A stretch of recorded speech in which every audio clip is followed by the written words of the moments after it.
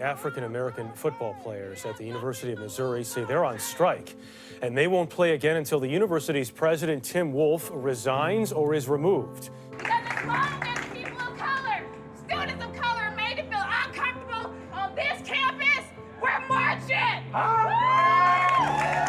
Anarchy reigns on the campus of the University of Missouri. A rampaging mob of race agitators ran off Mizzou's president after he refused to acknowledge his white male privilege. Tim Wolf is answering the call for change at the University of Missouri. He stepped down from his post as president amid heated racial tensions at Mizzou's main campus. Students insisted racism is real at their school, and their leader wasn't doing enough about it. It's really about just getting fairness, not just about Tim Wolf resigning, but it's about just getting equal rights with different things on campus. And I know it was a very challenging time for this university. We were without leadership, and this university, through the Board of Curators, reached out to Mike Middleton, who was retired at the time and enjoying retirement, reached out to Mike and tapped him on the shoulder and said, "Mike, we need you." I am pleased to introduce and welcome Interim President of the University of Missouri System, Mike Middleton. Let me first say how honored I am to be appointed to this role as interim president of the University of Missouri System. This is an incredible institution that engenders... Mike was very intentional in his approach with the university. He knew, first of all, he needed to address the students, and he needed to make sure that those students knew that their voices made a difference and that they were being heard. It was Michael who actually stepped up, along with some other really prominent and important individuals, and stepped up to really find solutions to the problem. I would say that Mike has been an activist throughout his life. It's interesting, though, because Mike is not an activist who's out marching and, you know, he's not the type who's loud and that kind of thing, but he's a quiet activist. Mike Middleton said something that was so powerful to me at the National Press Club. Why don't we use educational institutions as the hospitals to cure racism? What if every university in the country decided that they were going to set aside funding for social justice resources and decided to say, like, this is how we got to this point today? The gift is in the wound that we heal, no matter where we grew up or how we grew up or whatever our experiences were. You know, he was wounded, I would argue, by growing up in Mississippi. He was wounded, I would argue, by being an African American. And in that has been the gift that he's discovered how to give. I just developed a real curiosity for where this came from and how to change it. And it's sad to say, I have not figured out how to change it. But I think I do know where it came from. I think if you know where it came from, you've got a better chance of trying to figure out how to fix it. I suspect that my color will be met with much criticism from parts of our community. I also suspect that my color was a factor in the judgment that I was the person at this time to take this position. Color in this country is an issue that is considered, that affects many, many decisions that are made, positively and negatively. We need to understand that, accept it, and get beyond it.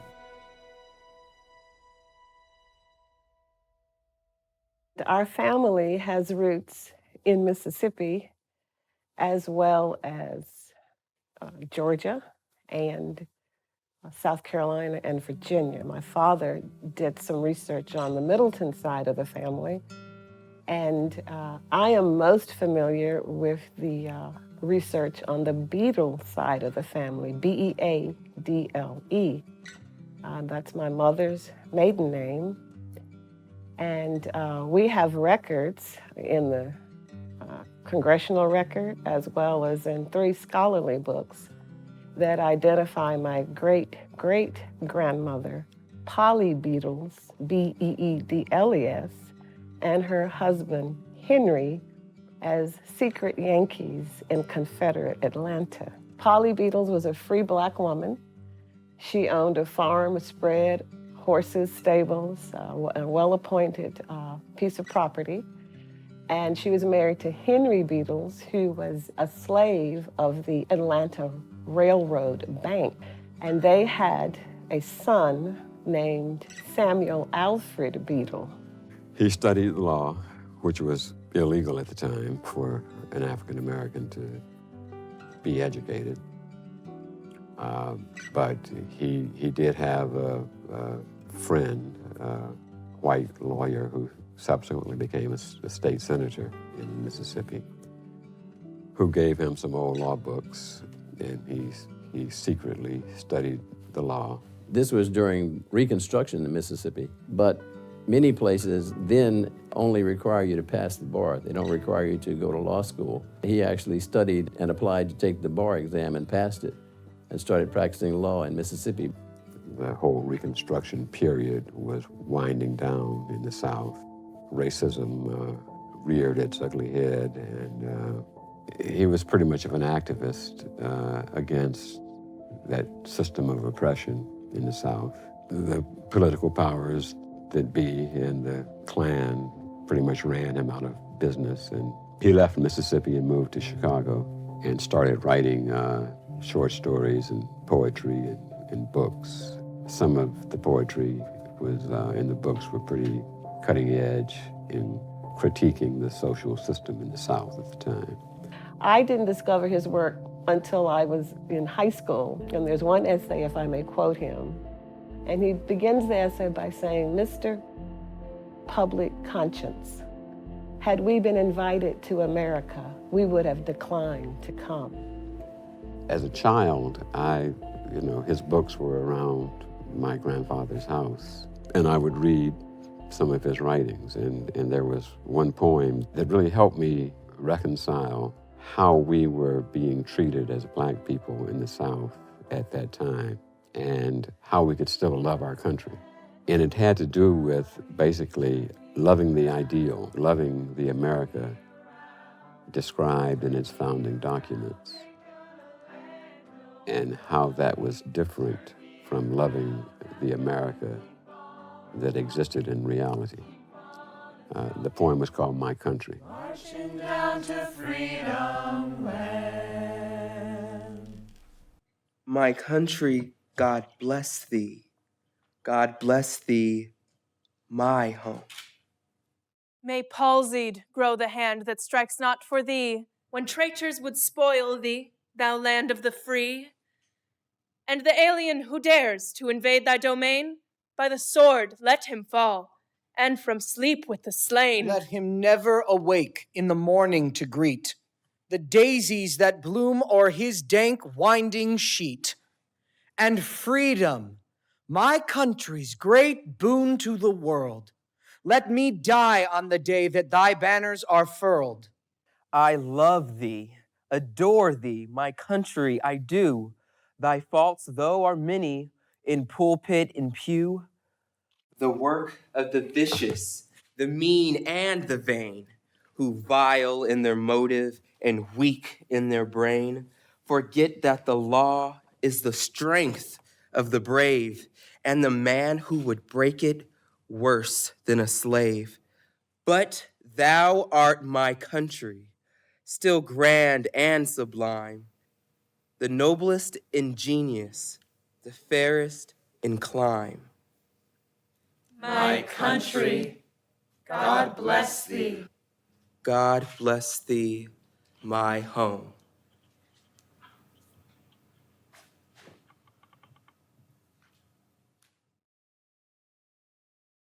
My great-grandmother, Aurelia Thomas, her father was a slave of a slave owner and one of his mistresses.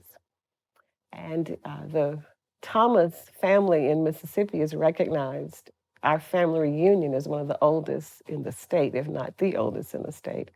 We've celebrated for more than 85 years. And so through that union between Aurelia Thomas, who was quite well appointed in her own right, in 1890 in Jackson, she owned over 60 acres of land.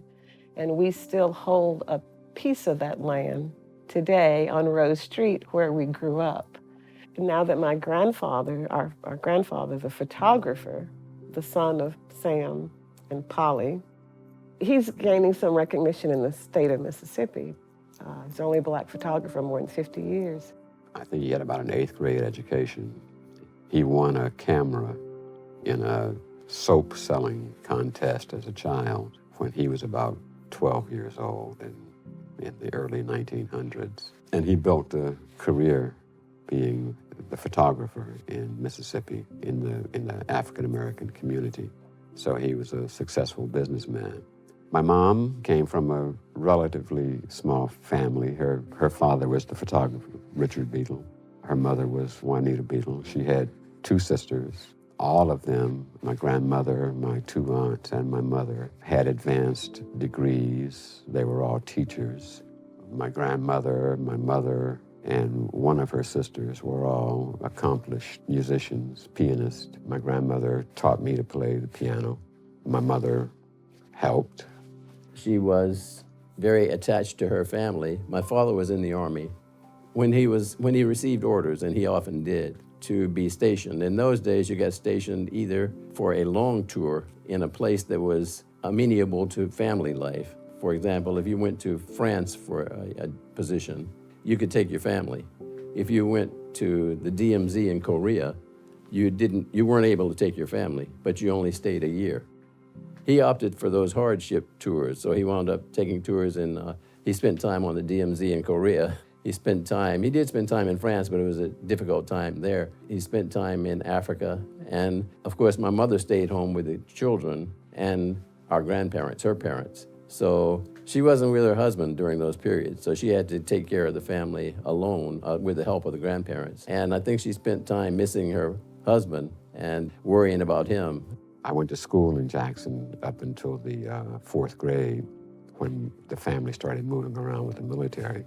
But my first 4 teachers were my mother, my aunt, the other aunt, and one of their best friends. So it was an education-centered existence at that time.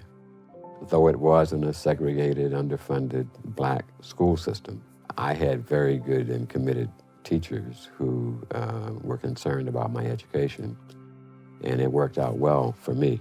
We were blessed to have a fairly large backyard, and my mom would have parties and everybody in the neighborhood would come. I mean, that's just what you did, and you'd always feed people when they came to your house. So we would have backyard parties with lights and music and lots of food. People would show up who might not have been on the guest list, but they were welcome because that's the kind of community where we grew up, in a community on Rose Street where Miss Sally would see you going down the street, and if you were going in the wrong direction of your house, she'd say, "Now, Jean, I'm gonna tell your mama I saw you today. Where are you going, baby?" It was one of those kind of communities that we grew up in, which I think is characteristic of many African-American communities across the country. During Jim Crow, you relied on the community to help guide and teach all of your children. While I went to a segregated high school in Jackson, I was blessed to be there, and I'm so glad I did, because it further enabled me to realize the strengths that lie in our family and in our community. I know that on my father's side, it's a tradition, a long line of Episcopal ministers. So my older brother, Richard III, is an Episcopal priest, and so was his father, and so was his father. And my father's ordination in Mississippi was the first integrated ordination of Episcopal priests in the state.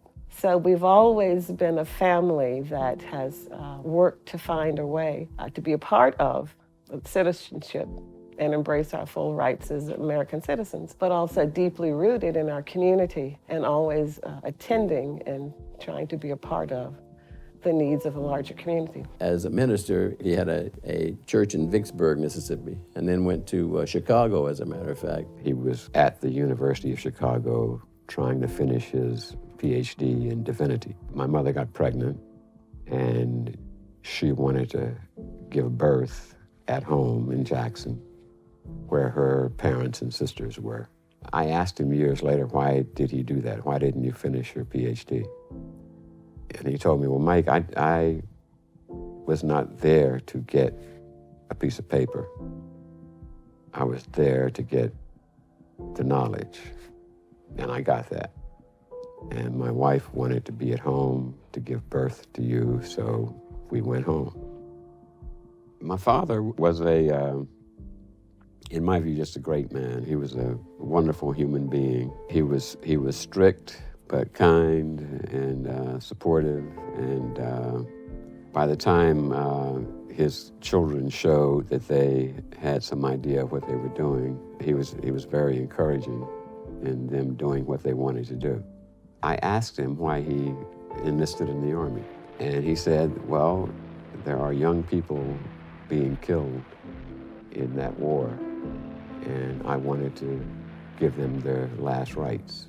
That was really hard on him because it was many young kids getting killed over there, and he had the unpleasurable job of notifying the family. My father was light-skinned, fairly straight hair, gray eyes. He did not look like an African American. When he was sent to North Africa, as he tells it, he was sent to a colored unit, because then the Army was segregated.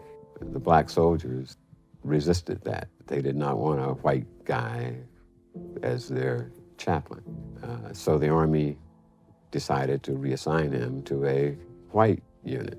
Of course, when the white unit discovered that he was black, they didn't like it. But I was always struck by that story and how he dealt with that. I mean, you're volunteering to go into a war to support soldiers who are getting killed, and you still have got to face this race thing. It didn't make a lot of sense to me. I think folks in power, in the majority, who have never lived it and never experienced it, have difficulty understanding it the way those of us who have been minoritized do. But it is just the feeling of not being heard, not being respected, being placed at the margins of what's really happening in the world. Segregation entered into things. Being slightly older than Mike, I guess Mike is 3 years younger than I am, I was probably more tolerant of segregation. Believe it or not, nowadays it's somewhat unbelievable that anyone would accept that kind of a unfair system. But when you're born into it and grow up with it, you aren't really sure that isn't the way things are, you know, and so that I think for my older brother and I, we were much less outraged by that segregation. I was always confused about why black people were so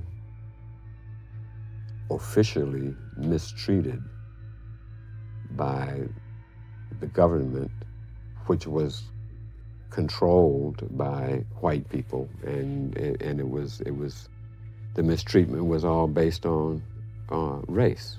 Black people couldn't vote. Black people couldn't get meaningful jobs. Black people were relegated to inferior schools, at least from a resource perspective. Why is that? Why do I have to get off the sidewalk when a white person is approaching? But there were very strict rules in the segregated South around those kinds of issues. And it didn't make any sense to me. Racial segregation was a way of life that you're just fed at your mother's breast as a baby. The first time I was ever with a black person in a public restroom was when I was 14 or 15 years old in the mid-60s. And I went away to Boy Scout camp in New Mexico. And I was kind of shocked, like, what's that person doing in here? I'm not allowed to be with them. But then I thought, oh, but I have a maid who's black who would come in the bathroom when I'm 3 years old and help me when my mother wasn't there. I used to deliver newspapers on Sunday morning, and the Ku Klux Klan van would be in front of me delivering their newspapers. Well, they were all over Mississippi. I mean, this is a really strange, sociological setup that got constructed, and it was a construction. In a segregated society, obviously, since whites excluded blacks from everything, from movie theaters to restaurants to universities to social activities, etc., the segregated black community developed all of those opportunities for participation in society in that black world. So the black colleges had black professors, black presidents, there were black banks, there were black insurance companies, there were black doctors, there were black lawyers, black professionals. My grandfather, black photographers, black everything. As a young person, I knew those people, I knew their children, I knew the parents. My parents were in that world. So the advantage was you really got to see black excellence. Realizing that you can't go to the zoo and sit down, you can't drink out of a water fountain. When I went to Millsaps College and helped integrate the college and the unbelievable ugliness I faced there. So yeah, we've all experienced it, but we were always taught in those situations, those people who do that are just demonstrating their ignorance, their lack of couth, their misunderstanding of history. And you should not let the way you are being treated affect what you think of yourself. All you need to know is that to get over that, to get beyond that, you need to work harder and be smarter than everybody else. I remember very well, after having started my life as the daughter of a military officer and chaplain in the Army, living a fairly privileged life. I went to elementary school in Fort Lewis, Washington, and middle school in Fort Leonard Wood, Missouri. But then every summer and every Christmas, we would travel across the state and come to Mississippi to be with our family. So it was almost like a schizophrenic life. And I know Michael experienced that too, because those are dramatically different worlds. I remember very well downtown with my mother shopping, and apparently I was going to a white-only water fountain, and my mother grabbed me and said, oh no, you can't do that. When we started moving around the country with my father's military career, it became even more apparent the centrality of race in that mistreatment.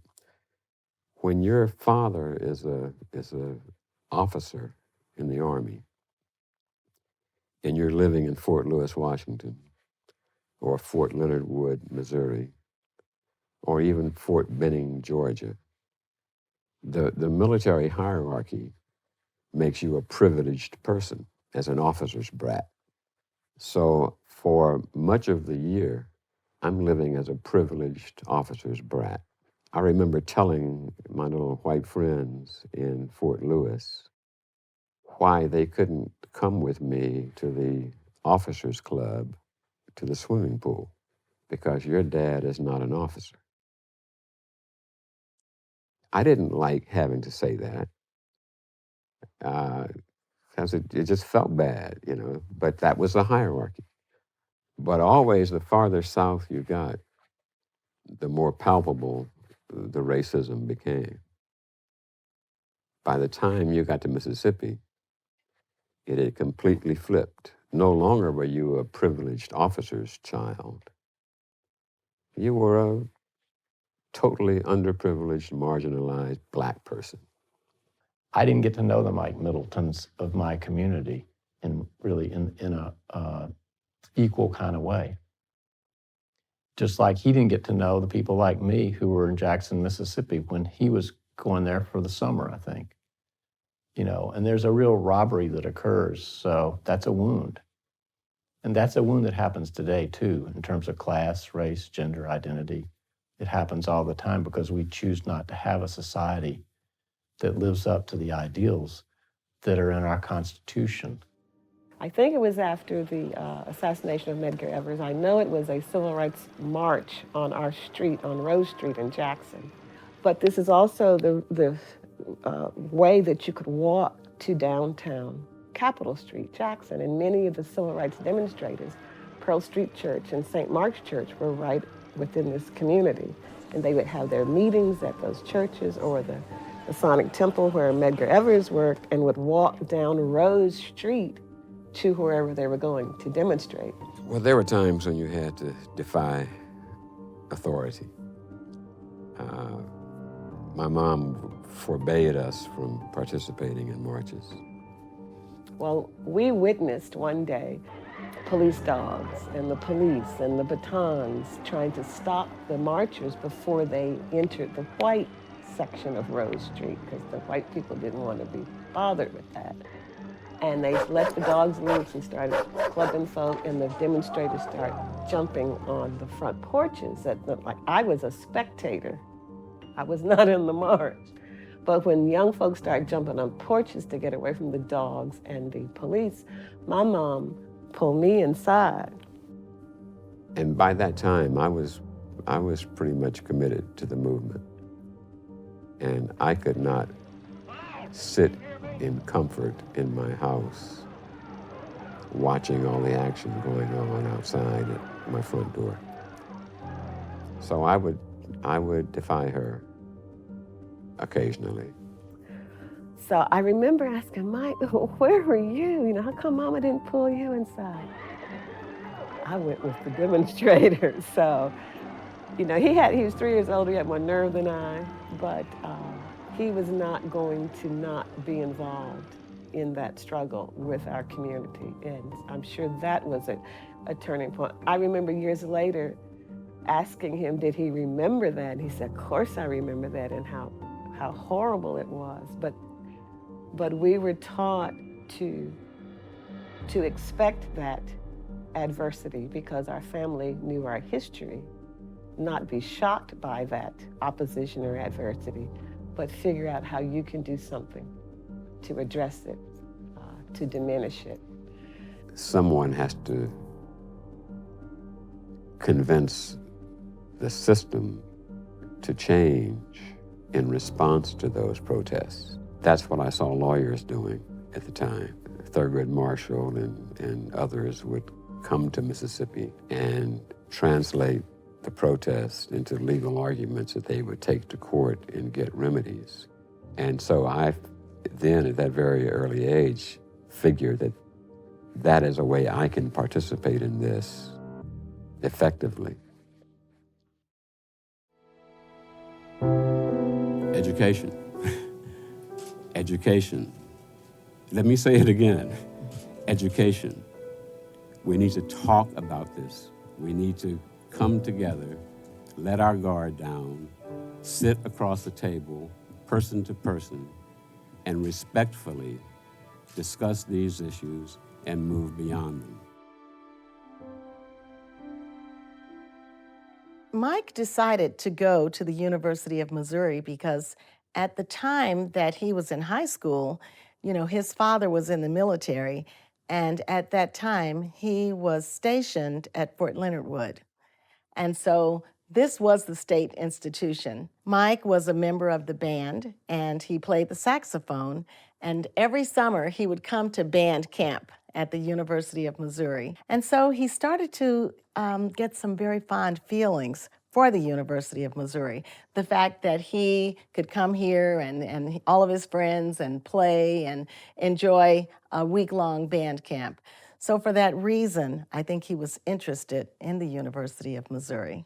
So when I finished high school in 1964, I applied to Mizzou and was accepted and came here. Though higher ed had been, by law, integrated several years before I came, it was obvious that that integration had not happened. So I was expecting the same kind of race issues that I dealt with all my life, but beyond that, I was looking for a quality higher education and looking for an opportunity to demonstrate that I could do it. He was really excited about coming to the university, but once he got here, the person who was assigned to him would not room with him.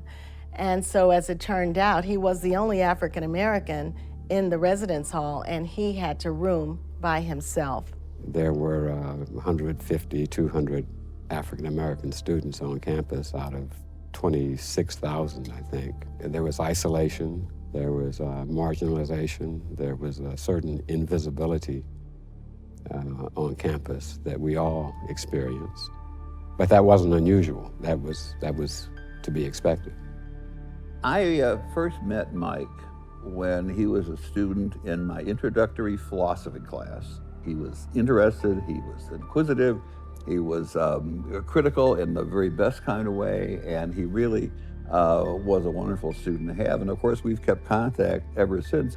When Mike first came to this campus, he really endured a lot of taunts and insults and all kinds of horrible things just by walking across the campus. The white students would say things to him that were absolutely racial slurs, insults of the worst kind. Probably my first day here, I was living in McReynolds Hall. A group of my buddies from Waynesville, who were all white. I was the only African American in the group from my high school that came. They all called around and said, let's meet at the shack. And so I was walking from my dorm up to the shack, and somebody drove by and said, yelled out of the window, "Go home, nigger." That was my welcome to Mizzou. And that kind of thing happened often on campus. Just mostly yelling things out of the window. Mike wanted to major in music early on, and the University of Missouri provided him a scholarship to come and play in the marching Mizzou 100. But that only lasted for about a semester. I ended up quitting band. I was just very uncomfortable in the tradition that the band had of playing Dixie at halftime during the football games while students waved the Confederate flags in the stands. That was pretty uncomfortable and offensive to me, and so I ended up quitting band. He probably lost his scholarship, so it was at great cost for Mike to quit the band. But because of his integrity and because of his principles, he knew that he could not participate in an institution where he had to play a song that pledged allegiance to segregation and all that it stood for. That after I quit the band, I was able to sit in the stands with the other students. At the time, the fraternities, the Greek system had sections in the stands where they would sit. Kappa Alpha Psi was the only black fraternity on campus at the time. KAs, the Kappa Alphas, which is a major white fraternity, were the ones that would unfurl this huge Confederate flag when the band played Dixie on the field. One day we decided that we would unfurl a black flag in protest to the Confederate flag. And when Dixie started and the Confederate flag was unfurled, we unfurled our black flag. And almost immediately, a policeman came down the aisle and demanded that we give him our flag. The Confederate flag was still flying. We surrendered our flag, and it was pretty much over. And it was a telling moment about our culture at the time. Mike actually was the charter president of the Alpha Phi Alpha fraternity here at the University of Missouri. There were very few African American fraternities or sororities at that time. And there was an Alpha chapter in Jeff City. And I believe that Elliot Battle, a very dear friend and an institution here in Columbia, was the president or certainly a member in Jeff City at that time. There were 7 of us. My father was an Alpha, my brothers were Alphas. There was a strong Alpha chapter at Lincoln. And so we petitioned the national organization to charter a chapter here. And I was the founding president. A couple of years later, I was involved in the founding of the Legion of Black Collegians, which really grew out of a Alpha meeting. And so it was during those times that Mike would have talks with the other students and say, you know, we need to do something about the conditions here. We need to make sure that there's more equality. We need to make sure that there's more equity. And so the students would have that conversation. We got approved as a student organization, and the rest is history. LBC is still here and very active on this campus, and I'm really proud of LBC and my brothers in Zeta Alpha chapter. When the Legion of Black Collegians was formed, the students got together and they developed a list of demands that were presented to the administration. There was a lot of discontent on campus, much of it around the Vietnam War, but also race relations. The LBC decided to protest their conditions on campus, their marginalization, et cetera, the lack of significant numbers, the lack of African-American faculty. We drew up a list of demands. I was the one that presented them to the chancellor at that time. We staged a little march and all that. The demands were one for hiring a black faculty member, something to do with a black house, a black culture center, which didn't exist at that time. Establish a Black Studies program, more scholarships for African Americans, more recruiting of African Americans. They were accepted, and the university did begin to respond. They initiated a national search for a black historian in the history department and hired Arthur Strickland, who was the first African American professor on this campus. So these are some of the things that they fought for early on, and these are some of the things that are still being requested at this time. And they have made inroads, but they're still working on that agenda. When I first met Julie, I was a senior. She was a freshman. It was early in the year. 2 friends of mine and I were walking, I think from Thoreau Field, through the Laws Hall area complex on campus. 3 girlfriends and I were walking down a path. Mike was coming the other way, along with 3 of his friends. And I saw this beautiful young woman in the center of the 2. And I said to my buddies, you know, the one in the middle is mine. And we just kind of stopped in the middle and met one another, and they invited us to a party. Of course, there was no party. But they said yes, and so we quickly pulled together a pretty nice party. You know, we got some soda pop and chips and invited a bunch of people to the apartment. You know, when we got to the party that night, many of the guys were coming over and they were wanting to dance and they were wanting to visit and talk and all of that. And Mike kind of sat over on the side, and he was kind of just quiet and very thoughtful and very pensive.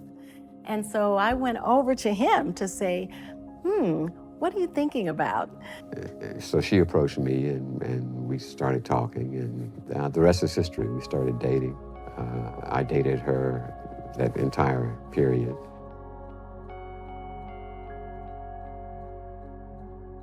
You know, Mike came to the University of Missouri thinking that he was going to major in band and music, but after that, after talking with his mother, he decided that he would major in dentistry. So Mike was actually in pre-dentistry, and he took his first course in science, and I have to say, he did not do well. He did not do well, and so that was the end of dentistry for him. At the same time, he took a class in political science, and he was struck by that. I was a youngster in the late 50s and early 60s. I was really outraged with the racial situation in this country at that time. That was Jim Crow. So, I mean, there was progress from slavery, but there was still a major systemic structural racism in the South that I could not put up with. I didn't understand it. I survived it, but I wanted to work on, I wanted to be a part of that perpetual struggle to eliminate that situation in this country. My intent was to study law at Ole Miss. I'm a Mississippian. In fact, I got a scholarship. By the time I was ready to go to law school, I had developed a really close relationship with my now wife of 46 years, Julie. She had 3 more years to finish her degree here, and law school is 3 years. And so I started deciding, well, maybe I should stay and do law school at Mizzou. Mike graduated from the University of Missouri School of Law in 1971. During his senior year, someone came to visit him from the Department of Justice, and they interviewed him, and then later on, they offered him a job. And so when he graduated, he went directly to Washington, D.C. to be a trial practice attorney at the Department of Justice.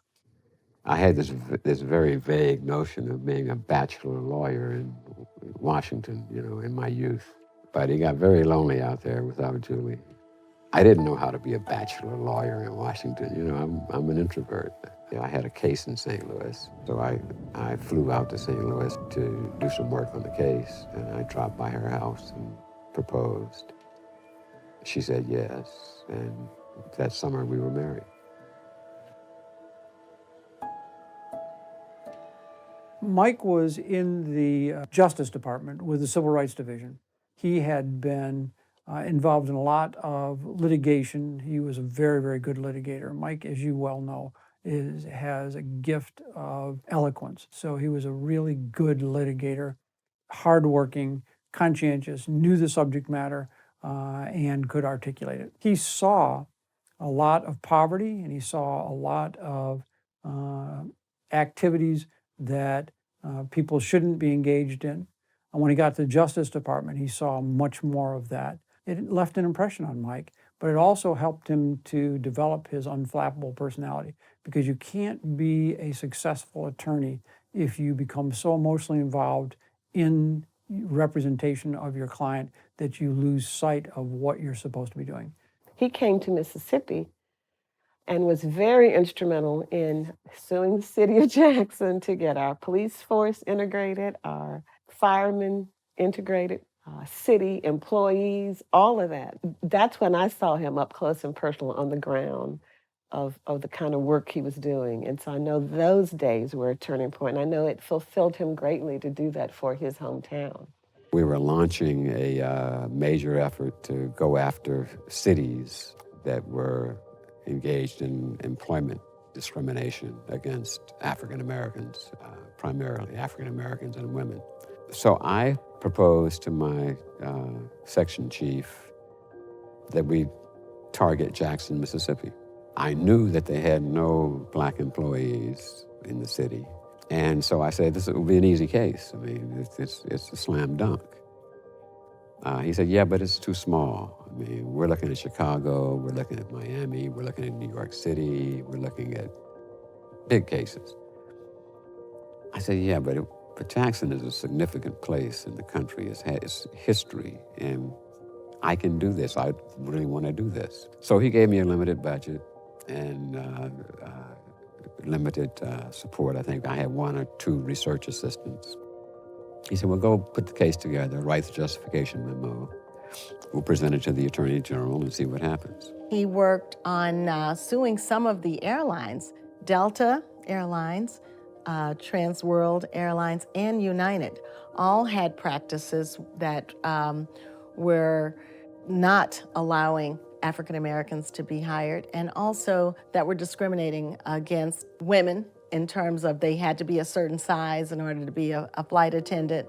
They didn't let men participate as flight attendants. So today, as you see, you have men who are flight attendants and you have women of all statures, who are able to be flight attendants. But all of this was because of the Department of Justice and the cases that Mike led throughout the country. When Jimmy Carter began running for president, I was asked by an old colleague of mine from the Justice Department, who was now working with the Carter campaign nationally in the legal arm, if I would represent the campaign in the state of Mississippi. So I started doing that, answering legal questions, election law questions, and that kind of thing from the campaign in Mississippi. That started the relationship between Mike and Jimmy Carter. And then once Jimmy Carter was president of the United States, he tapped Mike, called him again and said, hey, can you come and serve with me in the federal government? And so Mike went back to Washington, D.C. and worked at the Department of Health, Education, and Welfare. That was a political presidential appointment. And then later he worked in the Department of Education, and he also worked in Equal Employment Opportunity Commission. So he worked in a number of governmental agencies, but in each of those agencies he was working on policies, developing policies and practices that would ensure equality for all. Once Carter wasn't president anymore, Mike stayed on in the government and served under Reagan. But when the administrations changed, the direction that the federal government was taking in civil rights changed. There are some today who, in the name of equality, would have us practice discrimination. They've turned our civil rights laws on their head, claiming they mean exactly the opposite. It didn't feel right. I mean, my approach to these issues and my history with these issues did not comport with what the administration was doing. My children were young. I was working more than I needed to tend to being with my children as they grew up. And frankly, I just got tired of the struggle at work, trying to hold my finger in the dike, so to speak. And then he left the government in 1985 to come back to his alma mater, University of Missouri, to teach in the law school. One of my old professors at the MU Law School would call me regularly, since I graduated even, asking when I'd be ready to come back and teach. And they called me and I said, I'm ready now. What do I need to do? One of the things impeding our ability to get beyond this problem is our inability to talk about it. We've got to be truthful. We've got to put the facts on the table. We've got to understand the ugly, ugly history that permeates everything we do in our institutions in this country. And once we get the truth on the table, I think we're poised to reconcile those differences and move forward. I was in the Missouri legislature as a state representative when Mike came back and began working as a law professor at the law school that I had attended. And it was notable because he was the first African-American law professor at the University of Missouri. My law school did not have a great history of diversity or inclusion. In fact, it was obviously many, many African-Americans had been turned away from the University of Missouri, both undergraduate and law school, through history. So the fact that we finally had an African-American professor on the faculty, I certainly noticed, and then I would run into him at law alumni events, and we got to know each other that way. There's no question this is a place that has left for both he and Julie an indelible mark. It's part and parcel of his soul and his personality. And so an opportunity to be the first black law professor at his alma mater, that would be very difficult to pass up for anyone. But given that Mike had such admiration and adoration for the institution, that made that much easier. When I started at the University of Missouri-Columbia in 1983 as a first-year law student, the road was already paved. Things were a lot easier than it was back in the 60s and 70s when Mike was blazing that trail we talked about. And so when I met Mike for the first time, I didn't really know the background. I didn't know a lot about Mike's history until I talked to the administrators about why it was important, if we're gonna have the first African-American law faculty, that this person is the person and we gotta have this person. And once I met him and once I talked to him, I realized why. Mike was perfect for the job. Mike, as a teacher, was an engaging teacher. He was well respected by his students. He was sought out certainly by when Mike started, we had a very small, in fact, you could also say a paucity of African-American students. But Mike was a touchstone for them because Mike has a reservoir of common sense. He has an unflappable personality. And so students could go to him with very difficult questions, with life questions, and Mike would be a good sounding board and a good person for advice for them. At the beginning of our time together, it was as professor and student, but it was a different connection, almost instantaneously when we first met. We really hit it off. There was just a presence about him, and anybody will tell you he speaks softly, whether that's intentional or just how he is, but it forces you to really listen to every word. And for us, we just connected very early on. He gave me a great compliment once, because he said, "Marvin, you remind me of me when I was a student here." And Mike has done so many great things. I didn't know how he could ever compare the two. We're apples and oranges, but I guess that's what formed our bond as mentor and mentee. He believed in me, and you knew that from the very beginning. He was someone we could look up to. I went through 3 years of law school, and I didn't have a professor who looked like me. That's a big deal, right? And so to have someone who looks like you in the building that you can take classes from, that you can talk to, people need to see people who look like them, right? And that's how people know things are possible, right? And so his presence in the law school was very important to Black law students, I think, at Mizzou. His presence, his demeanor was inspiring for me because he led by example. And as a teacher, he was able to gently and substantively feed my desire for that kind of knowledge, for the ability to be anything and everything you could dream of. You can do that. Mike really wanted to have an influence on the next several generations, and he has. He influenced the next several generations of civil rights attorneys, of employment attorneys, of individuals who came away from their encounters with Mike as better people. There came a point when Richard Wallace was named chancellor. He asked me if I would come into administration as the vice provost for minority affairs and faculty development.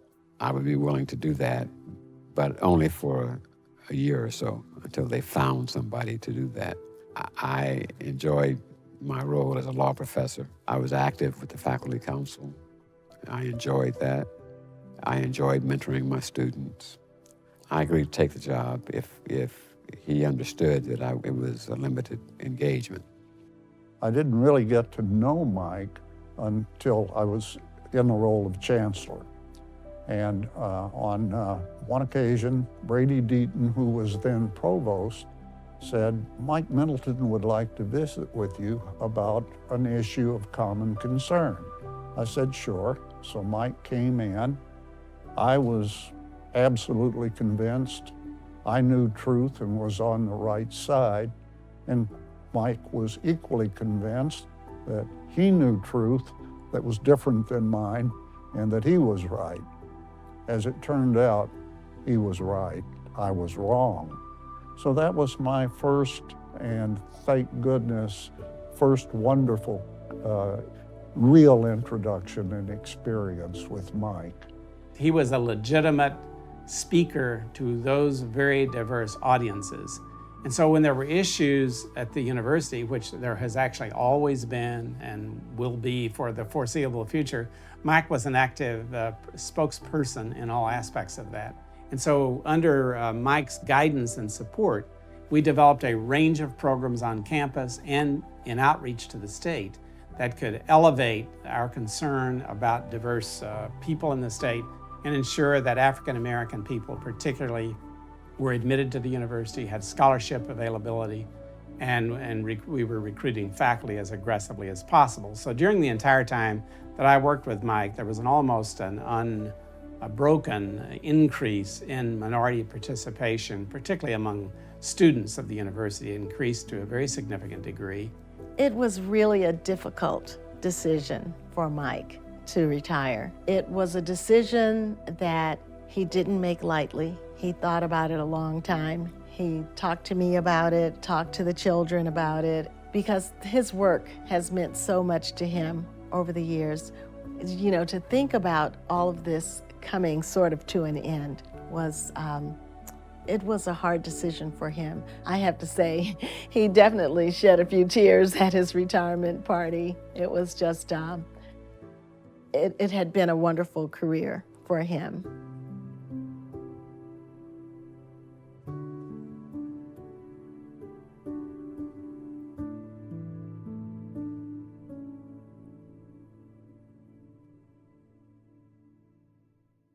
One of the most admirable things of Mike and Julie as a couple is their shared priorities. You know, I talk about their careers and what they've given to the community, but first and foremost, it's family. And you see that in their 3 beautiful children and their 7 grandchildren. Mike and Julie are consummate family people. That's no question, their children are first and foremost. They've done a terrific job of raising 3 really bright, articulate, successful children who are going on and doing terrific things in each of their individual professional pursuits, but are also going to be really active, involved community members. Mike and Julie stressed civic and social engagement, and the children, that's part and parcel of who they are. I think the most important lesson I got from my family is to never give up. You know, my dad being a lawyer, he gets involved in these cases, and they take a long time to finish. So, you know, you hear about results from lawsuits and you hear about what happened at the end, but what you don't hear about is that the attorneys have been working on this case for years and years and years. You can't give up, you have to persevere, you have to keep on going in order to get those good results. He taught us the same thing. He was always pushing us and driving us to do what we want to do, but he was also teaching us the whole time that we could do whatever we wanted.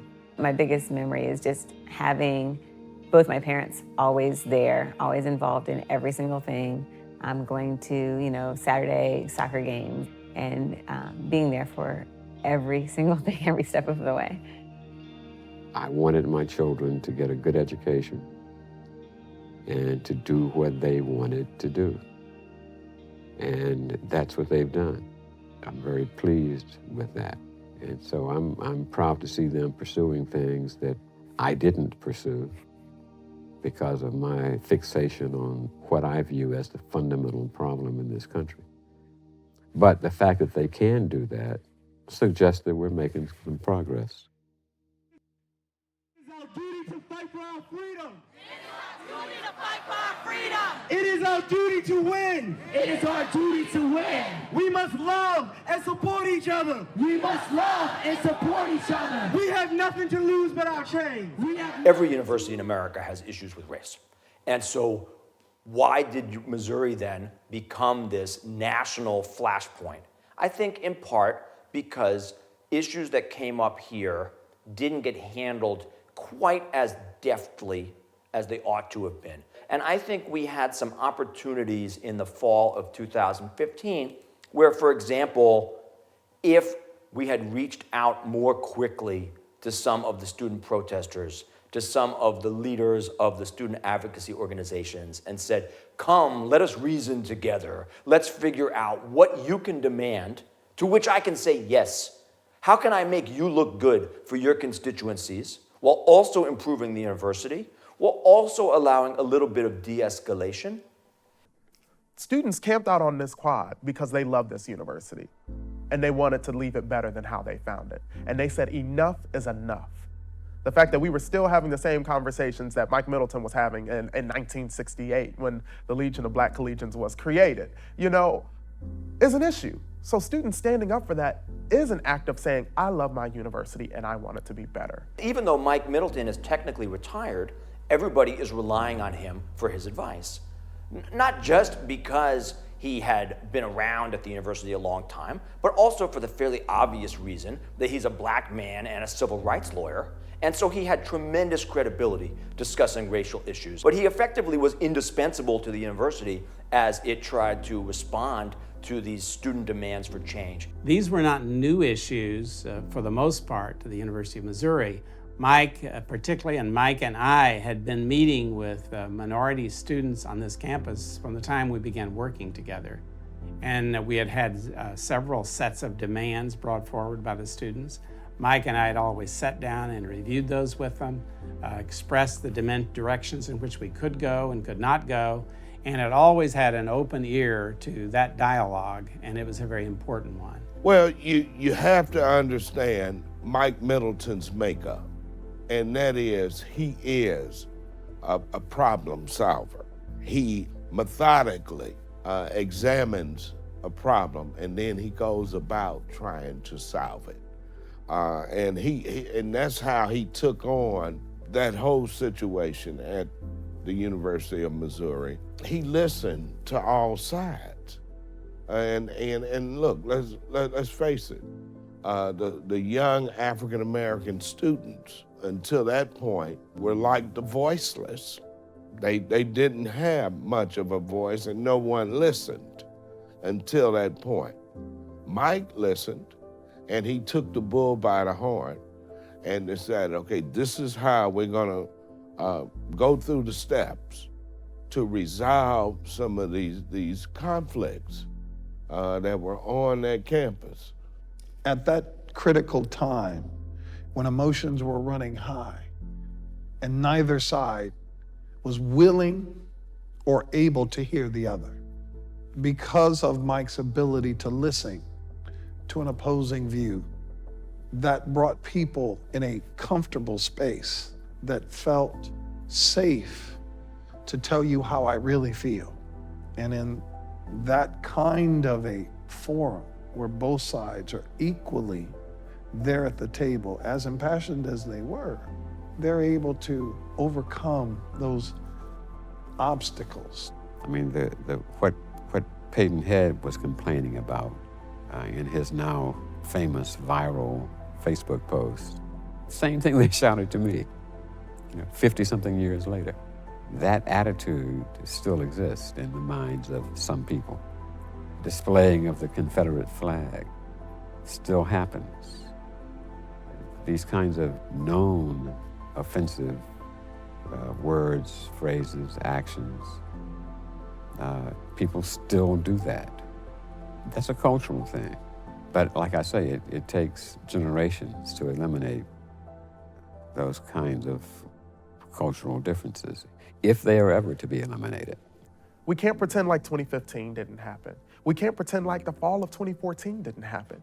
We can't pretend that Ferguson wasn't a thing. I just get so upset when institutions of higher education, specifically universities like Mizzou with such a rich past, you know, we got Dred Scott versus Sanford right in St. Louis. We had Ferguson. We had Gaines versus Canada here. Lucille Bluford trying to get into this school right here, the journalism school. There's such a rich history of so many people, so many change makers here at this university and in this state.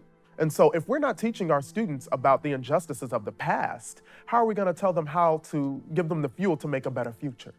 These are the conversations that we need to have on our college campuses so that we can mobilize our students to be the change makers that we need, desperately need right now. It crossed my mind that my 30-year career here had been a total failure. But then I recognized how deeply rooted this problem is in our culture. And so I'm energized. We need to get our community together, working together to move us forward on this issue. Yes, I can. My resignation is effective today. We are working together with the board to find an interim as soon as possible. Come that November, the president of the university and the chancellor of the Mizzou campus resign on the same day, and there's a tremendous leadership vacuum, and the curators are trying to figure out what to do, and a couple of names bubble to the top, and one of them was Steve Owens, who's the university's general counsel, and he had had interim leadership roles before at the highest level, at the campus and the system level, so he was an obvious choice. And the other was Mike Middleton. Today, we recognize the challenging times we have experienced in the last several weeks and months, and we must commit ourselves to moving forward as a university and a community. On behalf of the Board of Curators, I am pleased to announce that Mike Middleton will be our interim president of the University of Missouri system. But I think, as it turns out, Mike was really the inspired choice for the situation because we needed someone who both knew about university administration, knew how the system worked, could speak to the curators, and that was true of both of them. But we also needed somebody who could speak credibly to the students. And fair or unfair, Mike's personal background and his resume gave him a credibility that other folks simply didn't have. During the little over a year that he led this university, he did a super job and was a healer, was a communicator, and was a major reason that the university started to heal and that communication occurred and that the emphasis on diversity and inclusion spread so rapidly. And Mike gets a major part of the credit for that change.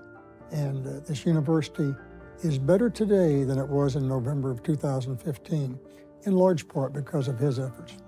It's really been ironic for Mike, you know, and as he looks back and he thinks about, oh my gosh, I was a student at this very university and I was fighting for the rights of students.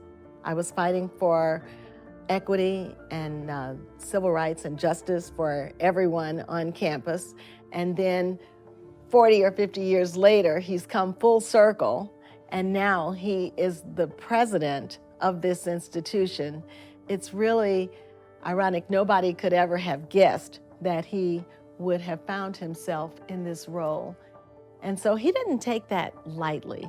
And it's very interesting that he has a similar set of demands on his table, you know, now to say, we still want a diversified student body, a more diversified student body, and we still want more diversity in faculty and staff and administrators.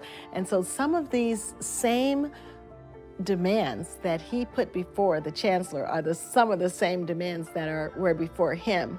We were not the only university dealing with issues and continue not to be the only university who's had to deal with some of those issues.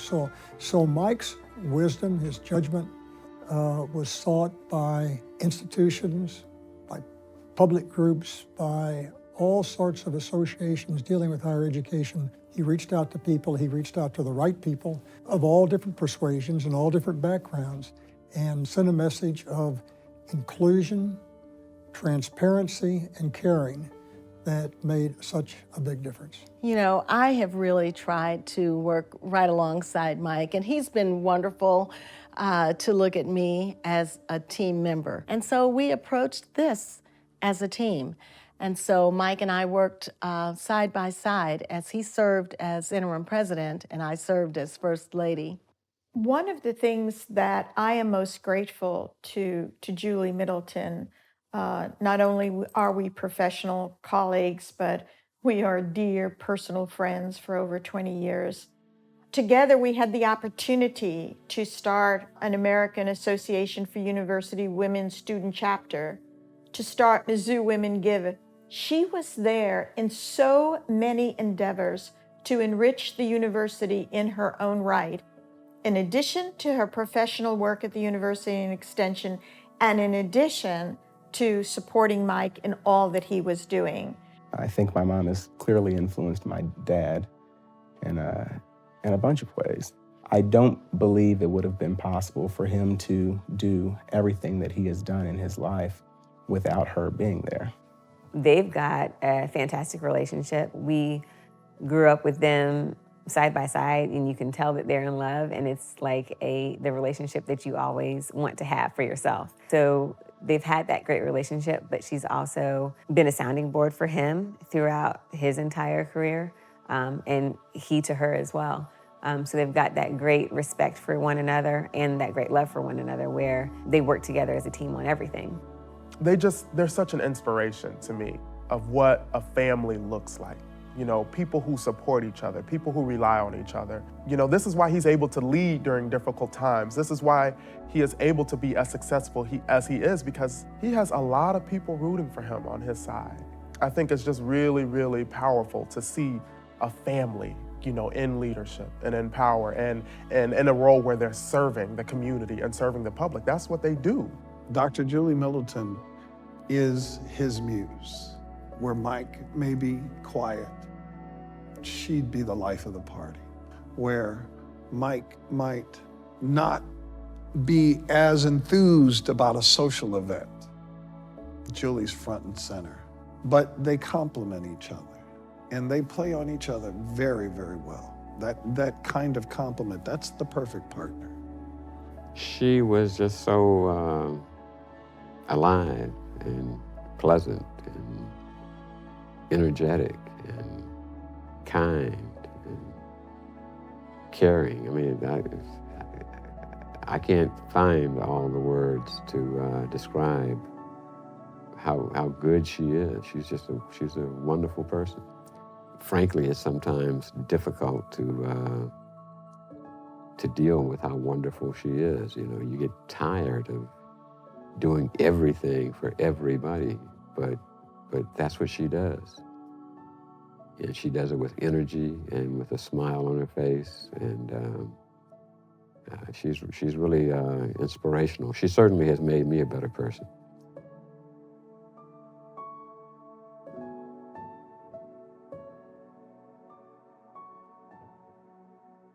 Progress always comes through relationships. Yes, it's important to protest. Yes, it's important to speak your mind. Yes, it's important to push when there is intolerance and unfairness. But it's also important to listen and to build trust. And I think Mike has stood for that. And one of the reasons Mike has so effectively broken barriers is because he's never been afraid to be the quiet one in the room. He's never been afraid to let someone else speak before he would weigh in. And as a result, he navigated some pretty rocky shoals. And the young people ought to every once in a while do with Mike what Mike always did with them, and that is listen and learn from somebody who could give back so much to them in terms of making the progress that we all want. He was a leader, a very effective leader, but he did it in such a quiet and credible way. And he did it in a way that it brought out, I thought, brought out the best in those around him and those that were working with him or for him. Michael helped the transition from what could have been a really difficult period in our history as the University of Missouri to a point where we are really a model for other universities around the nation to contend with and take hold of these difficult conversations that our students are bringing to us. Mike is a superhero, and so what he has done for Black people in our region and even beyond is amazing, and is something that we will always be proud of. He's our superhero.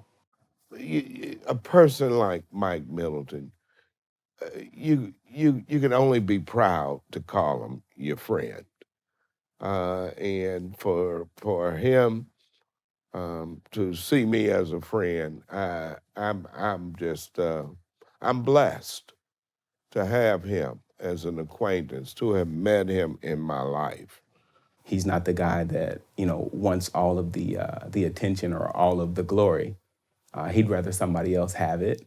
And just as long as he knows that he's made an impact, he'll be happy. I think one of the biggest impacts that he had on me was understanding the importance of resilience. Understanding that, the university is going to be timeless. The university will always be here, but you can put your effort and your time into making it better in the time that you have here. When Mike Middleton gave the first speech that I saw, he spoke about his experience on campus, just dealing with race relations and racism in general. That experience stuck out to me because I was thinking, why did you still stay at Mizzou? Why were you still here? Why were you gonna put up with that? And then I realized that when you saw the look in his eyes, it was the true love that he had for this institution and for its betterment. And that was the same, kind of mantra that I challenged and I channeled when I decided to stay at Mizzou, when I remember that same thing happening to me my sophomore year. I thought about transferring at the time, but then I said, well, Mike Middleton stayed and he made an impact. I decided that at that moment I would run for student body president because I wanted to leave Mizzou better than how I found it. And so I don't think people ever truly realize the impact of their actions, but hearing those words from him and seeing how he made it and how he continued to give back to Mizzou inspired me to do the same. We would all do well to have someone like Mike in our lives. I hope each of us can find a mentor and or be one in return. One thing I'll tell you, after the unrest in Ferguson, I created a mentoring program for young African-American male students.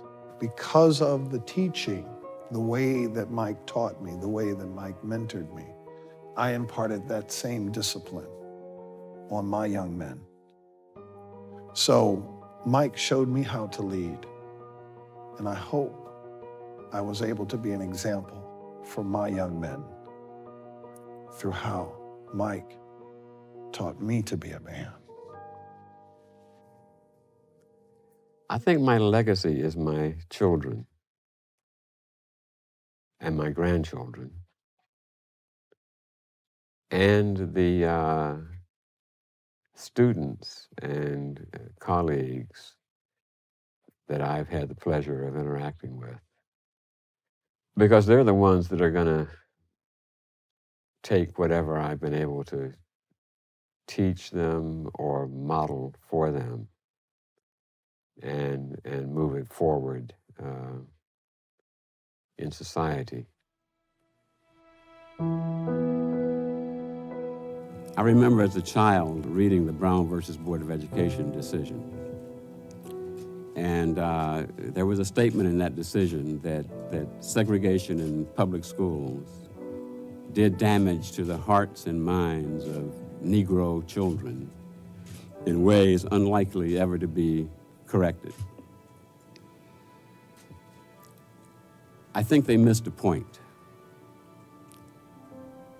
Segregation in public schools, Jim Crow laws, And if you go back to the beginning, slavery, that whole continuum did damage to the hearts and minds of all children in ways unlikely ever to be corrected. So I sympathize with white people who don't understand. I don't blame white people who don't understand. I blame our ugly history, and I think it's important that we learn that history and understand it so that we can get beyond that history and build the institution and the country that we imagined rather than the institution or country that is.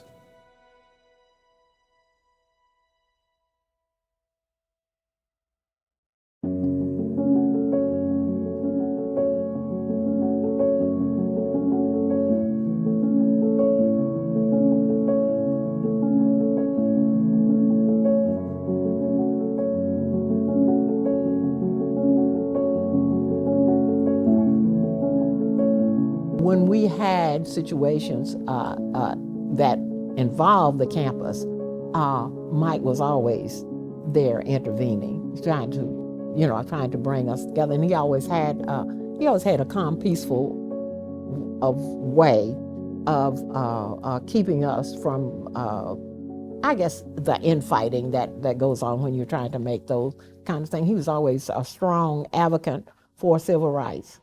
He is a person of quiet integrity for which people respect him immensely. And while he is not a wild self-promoter, he does have the strength always to step up to the plate, so to speak, when called upon to fill a role. And most frequently, that's been a leadership role. Now I know, of course, he's stepped up again with his strength to be interim president at Lincoln.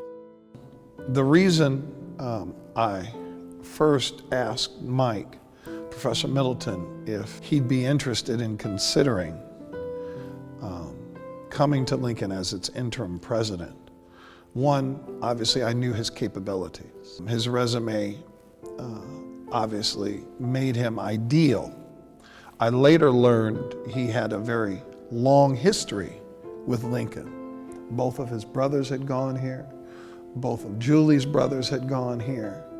So it was not a casual connection to Lincoln. You know, he wants to get the work done, but he's also a person that's concerned about you as a person.